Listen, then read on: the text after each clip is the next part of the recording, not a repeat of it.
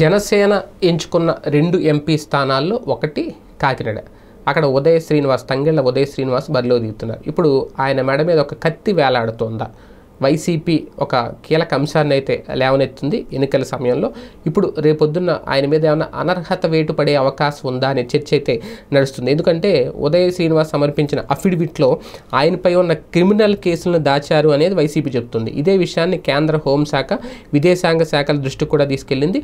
ఉదయ శ్రీనివాస్ దాఖలు చేసిన నామినేషన్ను తిరస్కరించేలా చూడాలని ఒత్తిడి కూడా చేస్తున్నట్లు సమాచారం జరుగుతుంది. ఎందుకంటే వాస్తవానికి అసలు ఏం జరిగింది దీనికి సంబంధించి అంటే గతంలో కూడా నేను ఒక వీడియో చేసి పెట్టాను.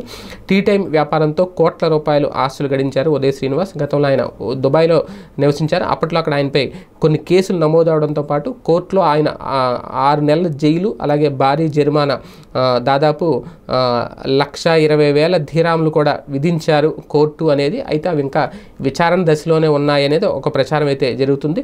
ఎందుకంటే ఎలక్షన్ టైంలో ఏ వార్త ఫేకు, ఏ వార్త నిజం అనేది మనం డిసైడ్ చేయలేం. కాబట్టి ప్రచారం అయితే జరుగుతుంది. అంతేకాకుండా ఉదయ శ్రీనివాస్పై అక్కడ ప్రభుత్వం ఈ ఏడాది ఏప్రిల్ 4న లుకౌట్ నోటీసులు కూడా జారీ చేసిందట.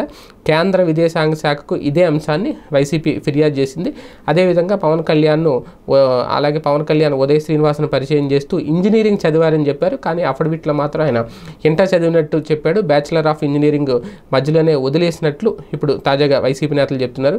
కాకినాడ నుంచి స్వతంత్ర అభ్యర్థిగా పోటీ చేస్తున్న సలాది ఉదయ్ భాస్కర్ కూడా ఇవే ఆరోపణలు చేస్తున్నారు. ఈయన కూడా నామినేషన్ తిరస్కరణకు, అనర్హతకు డిమాండ్ కూడా చేస్తున్నారు. ఎందుకంటే అఫిడవిట్లో పేర్కొనకుండా ఓటర్లను తప్పుదోవ పట్టించారు ఉదయ్ శ్రీనివాస్ అనేది వైసీపీ చేస్తున్న ప్రధాన ఆరోపణ. మరి ఇదే కనుక నిజమైతే ఆయన మీద అనర్హత వేటు పడుతుందా?